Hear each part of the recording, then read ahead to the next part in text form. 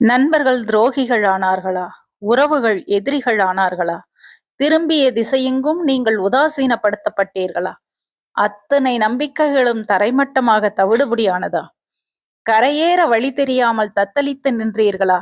நம்பிய அத்தனை பேரும் கைவரித்து நின்றார்களா?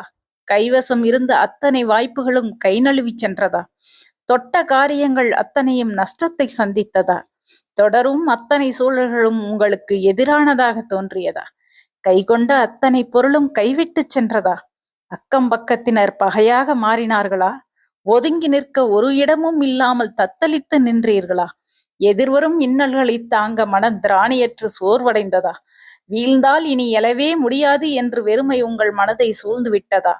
அத்தனை நம்பிக்கையும் இழந்து கையறுவற்ற நிலையில் என்ன செய்வதென்று தெரியாமல், யாரை கேட்பதென புரியாமல், மொத்த உலகத்திலும் மனிதர்களால் நிறைந்திருக்க, உங்களுக்காக ஒருவர் கூட உங்கள் அறிவுக்கு எட்டாமல் இந்த உலகமே உங்களை தனித்து விட்டதாக, அத்தனை கடவுள்களும் உங்களுக்கு மட்டும் வஞ்சகம் செய்ததாக மனம் தளர்ந்து சோர்வடைந்து வாழ்வதற்கான நம்பிக்கையை இழந்து நீங்கள் நிர்கதியாக நிற்கும் நிலையை சந்தித்தீர்களா என்றால், அந்த நொடிப்பொழுதை உங்கள் வாழ்வின் மாற்றத்திற்கான நேரமாக குறித்து வைத்துக் கொள்ளுங்கள்.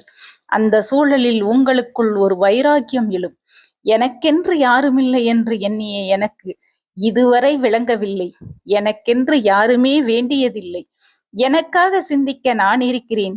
என்னை தவிர என்னை மீட்டெடுக்க யாராலும் முடியாது என்ற நம்பிக்கை சிறு பொறி கொண்டு சீறி எழும். அந்த தருணம் சூழ்நிலைகள் சாதகமாகும். கைவிட்ட அனைத்தும் உங்களை தேடி வரும். எதிரியும் உங்களுக்கு ஆதரவளிப்பான். வாழ்க்கை மிகவும் இலகுவாக மாறும்.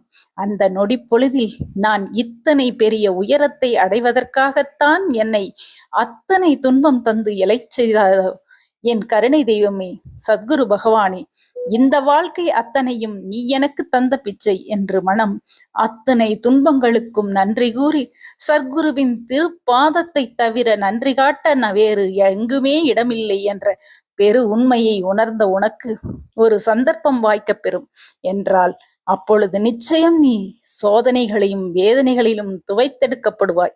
எப்பொழுது உன்னை தாங்க முடியாத வழி தெரியாத துன்பங்கள் சூழ்ந்து கொள்ளுதோ, அப்பொழுது இறைவன் உன்னை பழிச்சிட செய்ய முடிவெடுத்து விட்டான் என்பதை உணர்ந்து தெளிந்து வாழ்க்கையை நம்பிக்கையோடு எதிர்கொள். அந்த நிலை எப்பொழுது சந்தித்தாலும் சர்க்குருநாதன் திருப்பாதத்தை அடைவதற்கான சந்தர்ப்பம் என்பதை உணர்ந்து மகிழ்ச்சியாக துன்பத்தை வரவேற்க கற்றுக்கொள். இன்பத்தின் வழியே துன்பத்தை அடைய முடியாது.